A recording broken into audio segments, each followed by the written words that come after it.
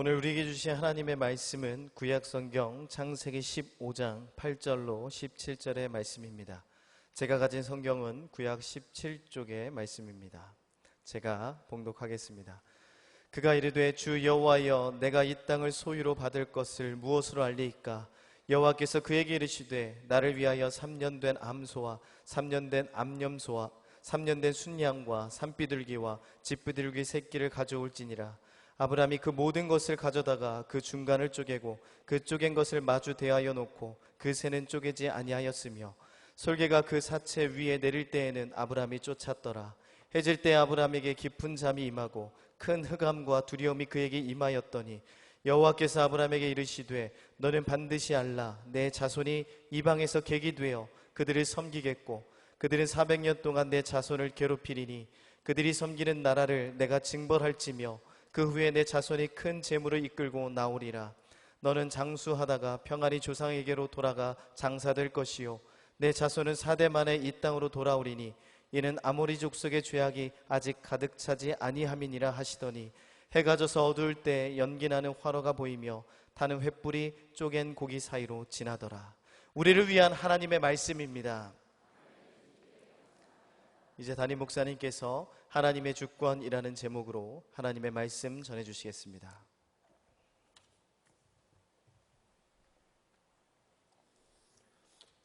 살아계신 하나님, 이 시간 저희들이 하나님의 음성을 듣기 원합니다. 종의 모습을 감추시고 성령께서 역사하사 하나님의 말씀만 되어게 하옵소서. 예수님의 이름으로 기도합니다. 아멘. 창세기 15장은 신구약 성경 66권 가운데서도 아주 중요한 장에 속합니다.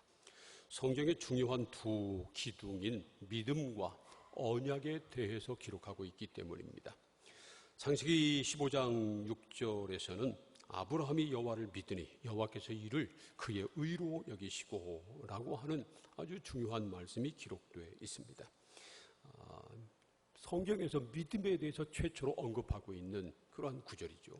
이 말씀을 로마서 4장에서 바울이 인용해가지고 행함이 아니라 오직 믿음으로 의롭다함을 얻는다고 하는 성경의 중요한 진리를 가르쳤습니다. 또한 창세기 15장 18절에서는요, 여호와께서 아브라함과 언약을 세우셨다고 기록하고 있습니다. 함께 읽어볼까요? 시작. 그날에 여호와께서 아브라함과 더불어 언약을 세워 이르시되 내가 이 땅을 애굽 강에서부터 그 큰 강 유브라데까지 내 자손에게 주노니. 그날에 여호와께서 아브라함과 더불어 언약을 세우셨다는 겁니다. 그날은 바로 아브라함이 여호와를 믿은 그날이고 하나님이 그 믿음을 모시고 그를 의롭게 여기신 그날이기도 합니다. 그날은 정말 중요한 날이었습니다. 아브라함이 드디어 여호와를 믿은 날이고 아브라함이 하나님 앞에 의롭다 인정받은 날이기 때문입니다. 뿐만 아니라 그날은 여호와 하나님이 아브라함과 언약을 맺으신 바로 그날이기도 합니다. 하나님은 아브라함을 창세기 12장에서 부르셨지요. 그리고 부르실 때 아브라함에게 복을 약속하셨습니다. 많은 민족을 이루게 하시겠다. 땅을 주시겠다. 그리고 복의 근원이 되게 하시겠다고 약속하셨습니다. 또한 창세기 13장에서는요, 아브라함의 조카 롯이 기름진 땅을 선택해서 떠났을 때 다시 한번 아브라함에게 땅의 지클처럼 많은 자손을 주겠다고 약속하시고 동서남북을 바라보라고 하시고 눈에 보이는 그 땅을 다 내게 주겠다고 그렇게 또 약속하셨습니다. 그런데 그때는 그냥 말로만 약속하신 것이었습니다. 물론 민수기 23장 19절 말씀대로요, 하나님은 사람이 아니기 때문에 거짓말하지 않으시고 한 번 하신 말씀은 반드시 실행하시는 분이십니다. 그럼에도 불구하고 아브라함 입장에서는 하나님이 말씀만 하신 것하고 언약을 맺어주신 것은 달랐을 것입니다. 그래서 창세기 15장에 가면 드디어 하나님이 아브라함과 언약을 맺어 주셨습니다. 아브라함이 드디어 하나님을 믿게 됐을 때 그때 하나님께서 아브라함과 언약을 맺어 주신 것입니다. 창세기 15장에서도 하나님은 아브라함에게 두 가지를 약속하셨어요. 5절을 보면 하늘의 별처럼 많은 자손을 약속하십니다. 또 7절을 보면 다시 한번 땅을 약속해 주셨습니다. 그런데 이번에는요, 말로만 하신 것이 아니라 언약을 맺어 주셨다는 겁니다. 창조주 하나님께서 한 인간인 아브라함과 언약을 맺으신 겁니다. 정말 놀라운 은혜입니다. 그 과정이 창세기 15장에 자세히 기록되어 있는데 그 하나님께서 아브라함과 언약을 맺으신 그 과정에서 우리가 배울 수 있는 몇 가지 중요한 사실들이 있습니다. 첫 번째로 언약보다 믿음이 우선이다 하는 것입니다. 믿음과 언약은 성경의 중요한 두 기둥입니다. 창세기부터 요한계시록까지 신구약 성경을 관통해서 꿰뚫고 있는 중요한 두 주제가 바로 믿음이고 언약인 것입니다. 그런데 이 믿음과 언약의 가장 큰 차이점은 무엇일까요? 여러 가지를 말할 수 있을 것입니다만은 그러나 가장 큰 차이점은 뭐냐면요, 눈에 보이느냐 보이지 않느냐 하는 것입니다. 믿음은 눈에 보이지 않습니다. 믿음이 정말 중요한 것입니다. 그런데 이 믿음은 눈에 보이지 않아요. 언약은 눈에 보입니다. 왜냐하면 언약을 맺는 과정이 있기 때문에 그렇습니다. 그래서 말이죠, 보통 사람들은 눈에 보이지 않는 믿음보다 눈에 보이는 언약, 약속, 계약을 훨씬 더 중요하게 생각합니다. 그래서 말이죠, 부동산 거래할 때도 그렇잖아요. 아무리 서로 쌍방간에 서로 믿는 사람이고 믿는다고 말해도요, 계약서를 써야 확실한 겁니다. 그래서 계약서를 믿지 사람의 말은 믿지 않습니다. 믿음보다 계약이 더 중요한 것입니다. 결혼도 그래요.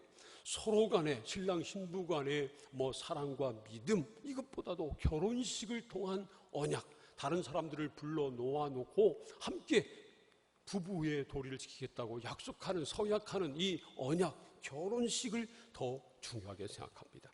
그게 일반적인 상식이잖아요. 그런데 말이죠, 하나님은 언약보다 믿음을 더 중요하게 생각하신다는 것입니다. 상식을 뒤엎는 겁니다. 그래서 하나님은 먼저 아브라함의 믿음을 보시고요, 그 믿음을 의롭게 여기셨습니다. 그리고 그 다음에 아브라함과 언약을 맺어 주신 것입니다. 믿음과 상관없이 언약을 맺으신 것이 아니고요, 먼저 믿음을 전제로 하고 언약을 맺어 주신 것입니다. 우리는 이 사실을 절대로 잊지 말아야 합니다. 믿음보다, 하나님 보시기에 믿음보다 더 중요한 것 없고요, 그 어떤 것도 믿음보다 더 우선될 수 없다고 하는 사실을 말하는 것입니다. 그래서 복음서를 보면요, 예수님이 수도 없이 믿음이 너를 구원하였느니라 그렇게 말씀하십니다. 사도 바울도요, 사도행전 16장 31절에서 주 예수를 믿으라, 그리하면 너와 내 집이 구원을 받으리라 이렇게 말씀했고요, 에베소서 2장 8절에서도 믿음으로 말미암아 구원 얻는다고 하는 사실을 가르칩니다. 또 히브리서 11장 6절에서는요, 믿음 없이는 하나님을 기쁘시게 할 수 없다고 말씀합니다. 믿음이 가장 중요하고 어떤 것보다 믿음이 우선된다 하는 것입니다.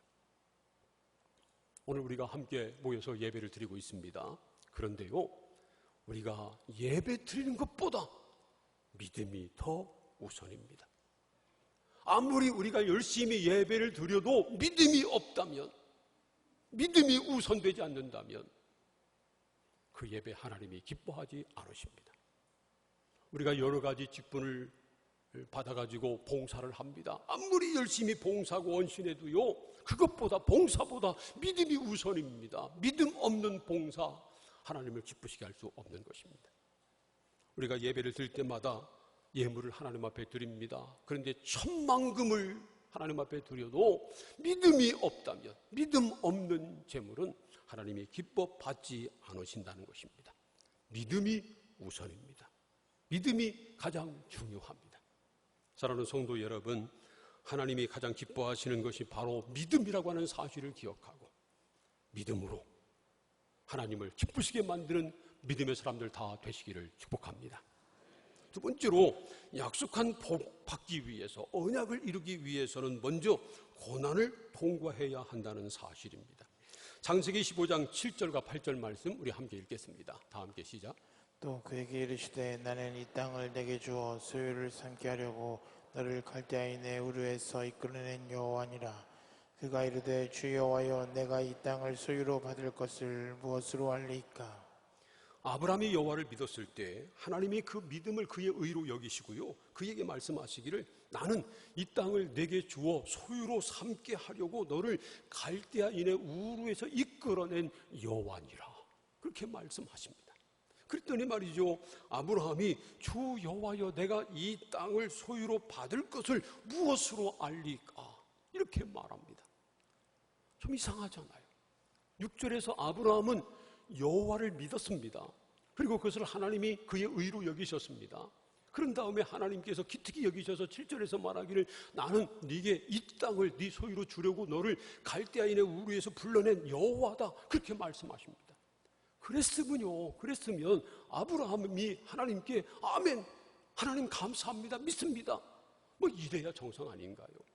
그런데 조금 전에 여호와를 믿는다고 해놓고요, 하나님께서 그 땅을 주시겠다고 말씀을 하셔도 하나님, 내가 그 땅을 내 소유로 삼을 것 무엇으로 알겠습니까? 지금까지 말씀만 하셨는데 내가 가진 건 아무것도 없는데요, 내가 어떻게 그것을 믿을 수 있습니까? 그렇게 나온 것입니다.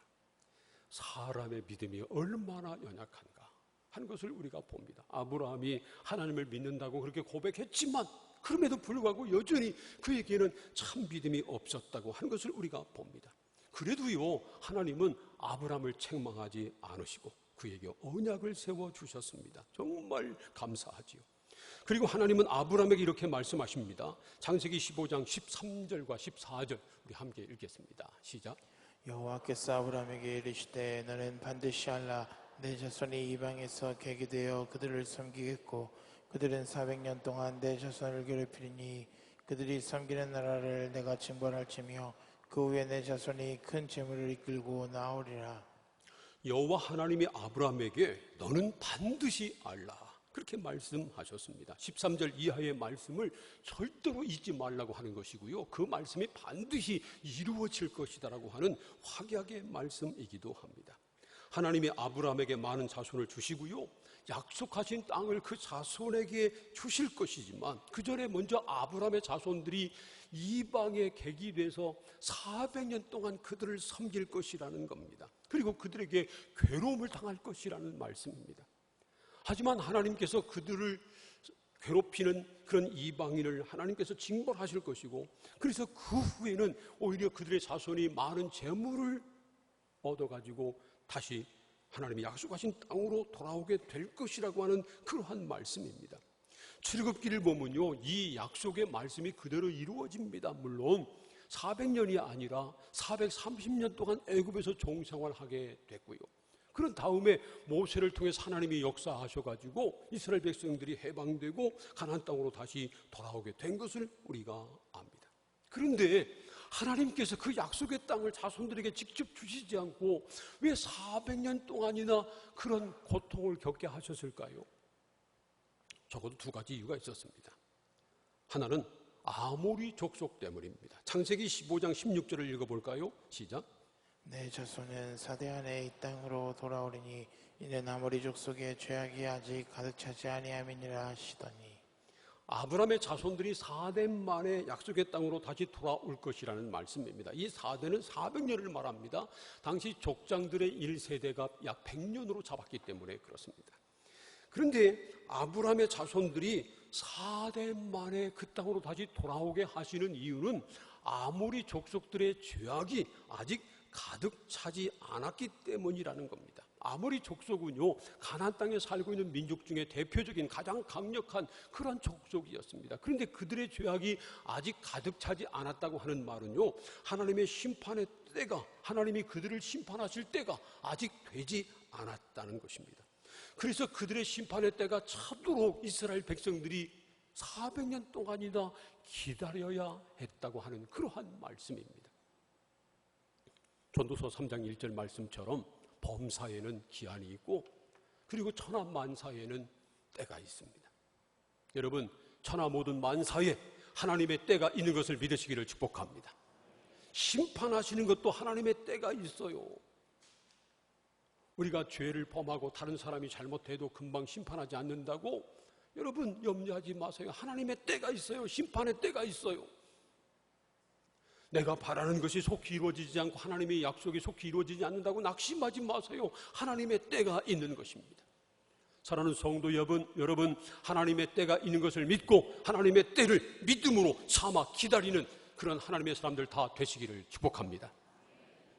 또 한 가지 이유는요, 아브라함의 자손들의 믿음이 아직 연약했고 그래서 연단이 필요했기 때문입니다. 아브라함만 봐도 그래요. 그런 창세기 12장에서 부름을 받았잖아요. 하나님의 약속의 말씀을 받았습니다. 그리고 순종도 했었습니다. 하나님의 기적도 경험했습니다. 그리고 15장에 이르러서 드디어 여호와 하나님을 믿는다고 고백합니다.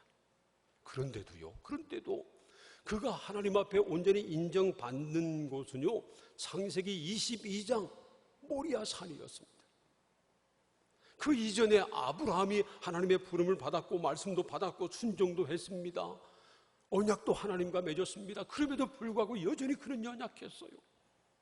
바로 16장에 가면 하나님께서 자손을 주시지 않는다고 사라의 말을 듣고요, 하갈 여종을 받아들여가지고 이스마엘을 낳습니다. 그래서 가정에 문제가 생기잖아요. 20장까지 가보면요, 그가 또 그랄 땅에 머물게 됐는데 이 12장에서 그 애굽 땅에서 했던 것처럼 자기 아내를 누이라고 거짓말하고, 그래서 그것 때문에 그랄 왕 아비멜렉에게 사례를 뺏길 뻔한 그런 일을 또 범합니다. 계속해서 실수하고 계속해서 넘어집니다. 아브라함이 얼마나 연약한 존재였나 하는 것을 우리가 보는 것입니다. 아브라함도 그랬으니 아브라함의 자손들 말할 것도 없지요. 아브라함의 자손들에게도 믿음의 연단이 필요했다는 것입니다. 신명기 8장 2절과 3절 말씀을 함께 읽겠습니다. 시작. 네, 하나님 여호와께서 이 40년 동안에 내가 광야 길을 걷게 하신 것을 기억하라. 이는 너를 낮추시며 너를 시험하사 내 마음이 어떠한지 그 명령을 지키는지 지키지 않는지 알려 하심이라. 너를 낮추시며 너를 줄이게 하시며 또 너를 알지 못하며 내 조상들도 알지 못하는 만나를 내게 먹이신 것은 사람이 떡으로만 사는 것이 아니요 여호와의 입에서 나오는 모든 말씀으로 줄을 내게 알려야 하심이니라.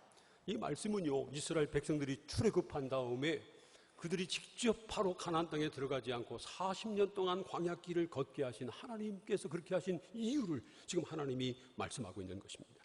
그 이유는 그들을 낮추시고 그들을 시험해서 그들의 마음이 어떠한지, 그들이 하나님의 명령을 지키는지 지키지 않는지 알려 하심이라는 겁니다. 그리고 무엇보다 사람이 떡으로만 사는 것이 아니고 여호와의 입으로 나오는 모든 말씀으로 사는 것을 그들로 알게 하려고 그렇게 하셨다는 것입니다. 이처럼 하나님은요, 의도적으로 하나님의 백성들을 광야길로 내모실 때가 있다는 것입니다. 그러므로 여러분, 혹시 우리가 고난을 만나게 된다 할지라도, 광야길을 걷게 된다고 할지라도 이상하게 생각할 것 전혀 없고요, 그것 때문에 낙심하거나 절망하지 마시기를 바랍니다. 대신 그 고난의 길을 걸으면서 우리 자신을 철저하게 낮추고요, 그리고 겸손하게 하나님만 의지하고 하나님의 말씀에 온전히 순종하는 그런 사람으로 살아가면 되는 것입니다. 그러면 그 고난을 통과하고 나서 마지막 하나님이 약속하신 놀라운 은혜와 복을 누리게 될 줄로 분명히 믿습니다. 사랑하는 성도 여러분, 그러므로 고난이 와도 두려워하지 마세요. 이상하게 생각하지도 마세요. 대신 고난이 올수록 우리 자신을 낮추고 그리고 하나님만 의지하고 하나님의 말씀에만 순종하면 됩니다. 그러면 우리가 고난을 통과해서 마지막 약속의 땅에 들어가게 될 줄로 분명히 믿습니다. 마지막 세 번째로, 모든 역사의 주권자는 하나님이시라고 하는 사실입니다. 창세기 15장에서 아브라함은 하나님을 주 여호와라고 부릅니다. 창세기 15장 1절과 2절을 함께 읽겠습니다. 시작. 이후에 여호와의 말씀이 환상 중에 아브라함에게 임하여 이르시되 아브라함아 두려워하지 말라. 나는 내 방패요 너의 지극히 큰 상급이니라.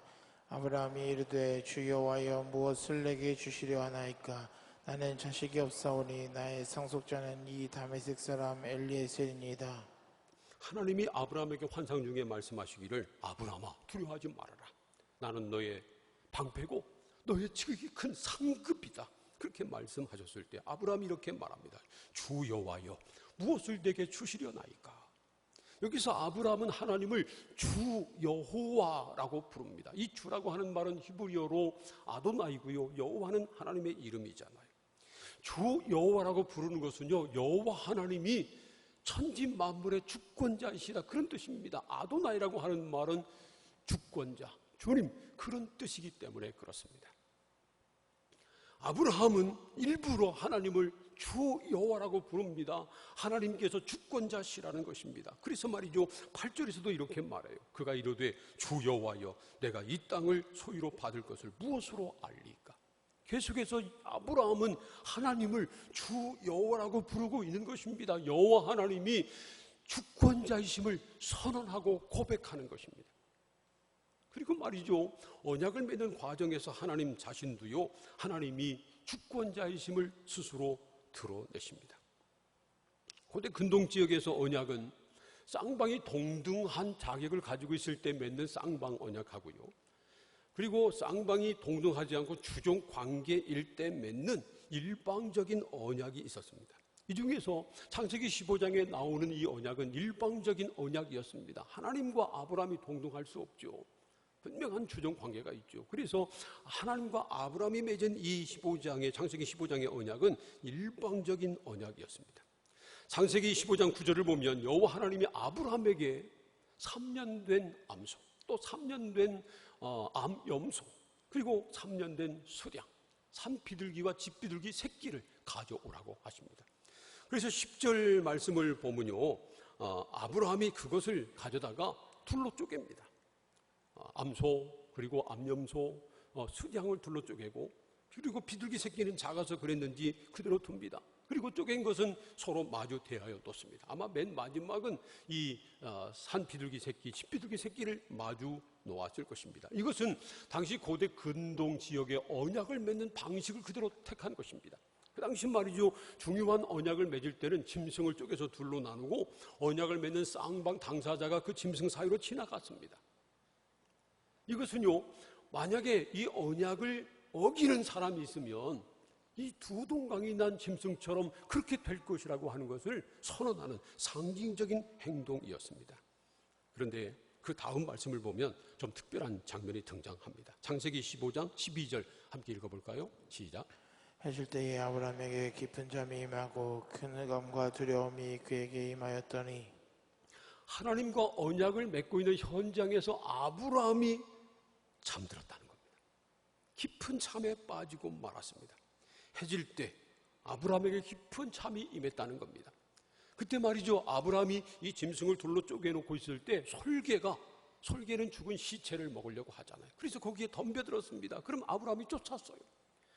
아브라함이 생각한 것보다 하나님의 임재가 늦었습니다. 그래서 말이죠, 솔개를 쫓다가 밤이 되자 아브라함이 그만 잠에 빠지고 만 것입니다. 마치 창세기 2장 21절을 보면요, 하나님께서 아담의 갈비뼈로 하와를 만드실 때 그때 아담을 깊이 잠들게 하신 것처럼 아브라함이 잠든 겁니다. 하나님이 하와를 만드실 때 아담이 한 일은 아무것도 없었어요. 잠든 것밖에 없습니다. 잠잔 것밖에 없습니다. 역시 하나님과 아브라함이 언약을 맺을 때 아브라함이 한 일도 역시 잠잔 것이었습니다. 그는 잠이 들고 말았습니다. 그때 하나님만 쪼갠 짐승 사이를 지나가십니다. 창세기 15장 17절 말씀 볼까요? 함께 또 읽겠습니다. 시작. 해가 져서 어두울 때에 연기나는 화로가 보이며 타는 횃불이 쪼갠 고기 사이로 지나더라. 해가 져서 어두울 때, 그때는 아브라함이 잠들어 있었습니다. 그때 어두울 때 연기나는 화로가 보이며 타는 횃불이 쪼갠 고기 사이를 지나갔다는 겁니다. 여기에 세 가지 상징적인 것들이 등장합니다. 연기, 그리고 화로, 타는 횃불입니다. 이것은요, 성경을 보면 하나님의 임재를 상징하는 그런 것들이었습니다.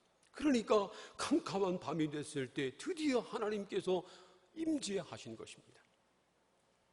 사실 말이죠, 캄캄할 때, 어두운 밤, 아무것도 보이지 않을 때, 우리의 눈으로는 아무것도 볼 수 없을 때, 우리 생각으로는 모든 소망이 끊어졌을 때, 그때가 바로 하나님이 역사를 시작하실 때인 것입니다. 캄캄한 밤에 아무것도 보이지 않을 때, 그때 하나님이 임하셨습니다. 그런데 말이죠, 한번 생각해 보죠. 아브라함이 그때 하나님께서 타는 횃불 가운데 임하셨을 때 그 불을 아브라함이 보았을까요? 못 봤을까요? 모르겠어요. 저는 모르겠어요. 봤을지 못 봤을지. 성경이 그 부분에 대해서 침묵하고 있기 때문에. 그런데 말이죠. 만약에 아브라함이 잠을 자다가 그때 번쩍 깼으면 보았을 것이고, 여전히 쿨쿨 잠자고 있었다면 못 봤을 것입니다.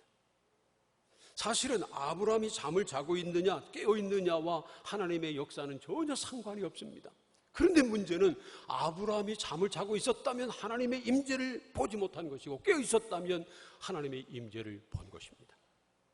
그러므로 저와 여러분은 잠자지 말고 깨어 있기를 소원합니다. 지금도 잠을 자고 있는 분이 있는 것 같은데,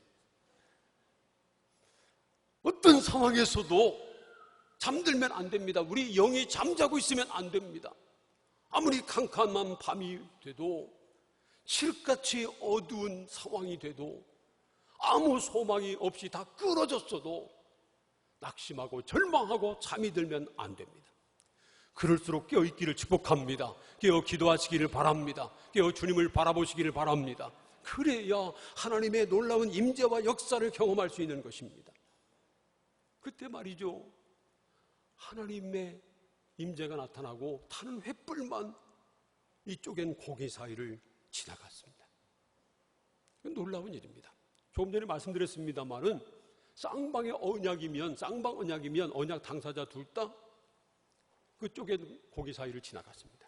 그리고 일방적인 언약일 때는요, 주종 관계가 맺는 일방적인 언약일 때는요, 종에 속한 종속적인 관계에 있는 사람만 거기를 지나갔습니다. 예를 들어서 왕과 신하가 맺는 언약이라면 신하만 지나가는 겁니다. 똑같은 왕이어도요, 전쟁에서 승리한 왕과 패한 왕이 언약을 맺으면 패한 왕만 지나가는 겁니다. 그러니까 종속적인 사람만 지나가고, 그것을 내가 지키지 않으면 나는 죽어도 좋습니다, 나를 죽이십시오, 그런 의미로 맺는 일방적인 언약이었습니다. 그런데 말이죠, 하나님께서 아브라함과 일방적인 언약을 맺으실 때는 아브라함 보고 지나가라고 하시는 것이 아니고, 아브라함을 잠자고 있었고요, 하나님만 그 사이를 지나가셨다는 겁니다.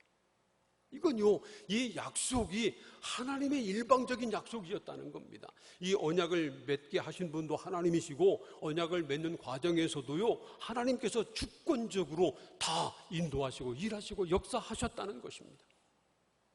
그리고 언약을 맺으면서 하나님이 하신 말씀도 하나님의 주권을 그대로 우리에게 보여줍니다. 창세기 15장 13절부터 16절까지 말씀 함께 읽겠습니다. 시작.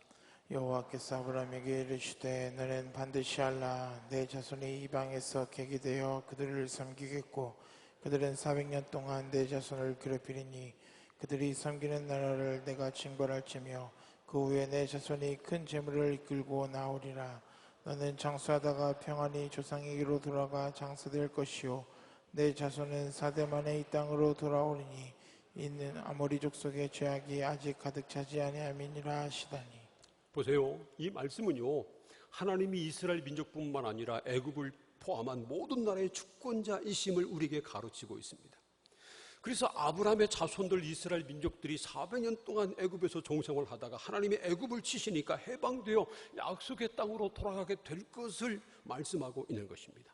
또한 나라뿐만 아니라 한 개인도 역시 하나님께서 주관하신다는 것을 보여줍니다. 그래서 아브라함에게는 말씀하기를 너는 장수하다가 평안히 조상에게로 돌아가 장사될 것이요, 그렇게 말씀하고 있는 것입니다.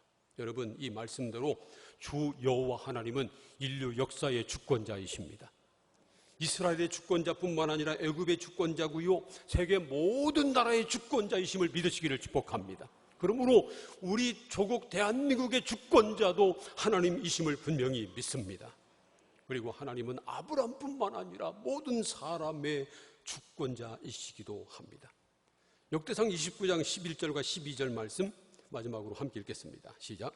여호와여, 위대하심과 권능과 영광과 승리와 위엄이 다 주께 속하였사오니 천지에 있는 것이 다 주의 것이로소이다.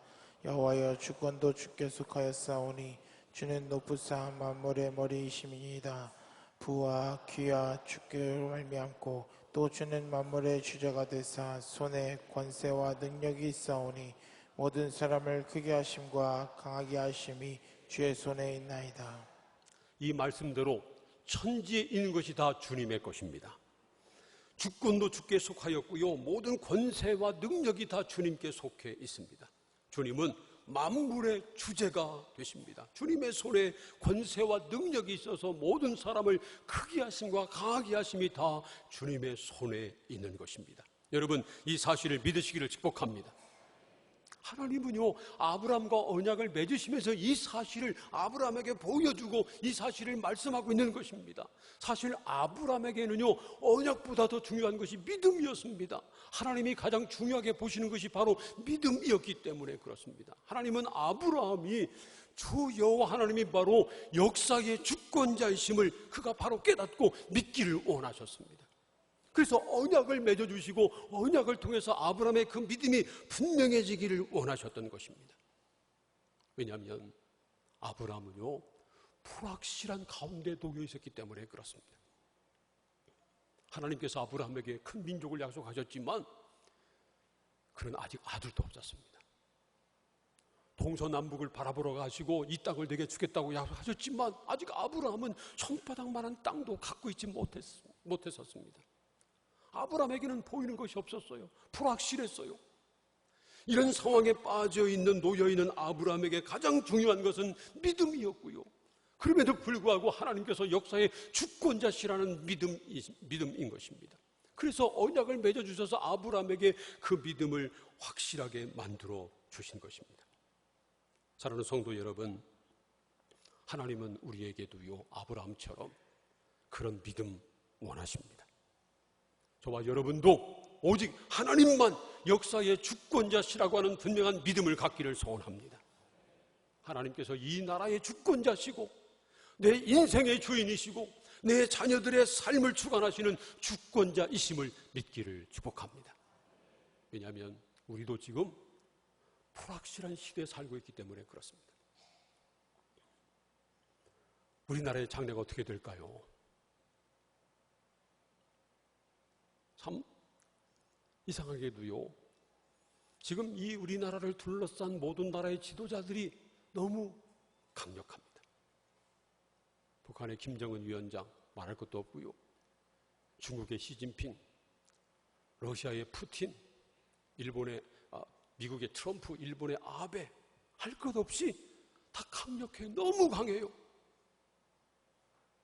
그 틈에 우리나라 문재인 대통령이 우리나라를 지금 짊어지고 있습니다. 여러분, 대통령을 위해서 기도해 주세요. 지지하고 지지 않고를 떠나서 대통령이 성공해야 나라가 성공하는 것이고, 그래야 우리가 사는 겁니다. 정말 우리는 나라와 민족을 위해서 기도하고 대통령을 위해서 기도해야 합니다. 그것이 하나님의 뜻입니다. 여러분, 나라와 민족을 품고 기도하시기를 축복합니다. 왜냐하면 하나님께서 이 나라의 주권자이시기 때문입니다. 우리의 장래도 그래요. 우리 특별히 자녀들, 이 세상에서 어떻게 앞으로 살아가야 될까요? 눈에 보이지 않아요. 그렇지만 여러분, 모든 사람을 크게 하심과 강하게 하심이 하나님의 손에 있는 것을 믿으시기를 바랍니다. 하나님의 주권 아래 있습니다. 그러므로 우리는 하나님만이 역사의 주권자이심을 믿고, 그리고 하나님께서 우리에게 주신 언약의 말씀을 붙들고 그 언약 안에서 살아가면 됩니다. 그러면 하나님께서 우리의 삶 가운데 놀라운 은혜를 베푸시고 하나님이 약속하신 말씀을 이루어 가시고 하나님의 놀라운 은혜를 베풀어 주실 것을 믿습니다. 하나님만이 역사의 주권자심을 믿고 이 믿음으로 언약의 말씀을 붙들고 언약 안에 거하며 믿음으로 승리하시기를 주님의 이름으로 축원합니다. 함께 오늘 말씀을 생각하면서 함께 통성으로 기도합니다. 하나님, 역사의 주권자는 오직 하나님이십니다. 하나님만이 이 나라의 주인이시고 내 삶의 주인이십니다. 이 믿음 가지고 살게 하시고 이 믿음 가지고 언약의 말씀 붙들고 언약 안에 거하며 믿음으로 승리하는 우리가 되게 하여 주옵소서. 다 함께 통성으로 기도하겠습니다. 하나님 감사합니다. 우리 인생의 주권이 하나님에게 속해 있음을 믿습니다. 이 나라의 주권이 하나님 것임을 믿습니다. 하나님만이 인류 역사의 주권자이시고 주관자이심을 분명히 믿습니다. 이 믿음을 온전히 갖게 하시고 이 믿음으로 살게 하여 주시옵소서. 우리 눈앞에 보이는 것은 없지만, 장래는 어둡지만, 그러나 이 믿음 가지고 언약의 말씀 붙들고 언약 안에 거하며 믿음으로 일어서서 승리하는 우리 모든 성도들 다 되게 하여 주옵소서. 예수님의 이름으로 기도합니다. 아멘.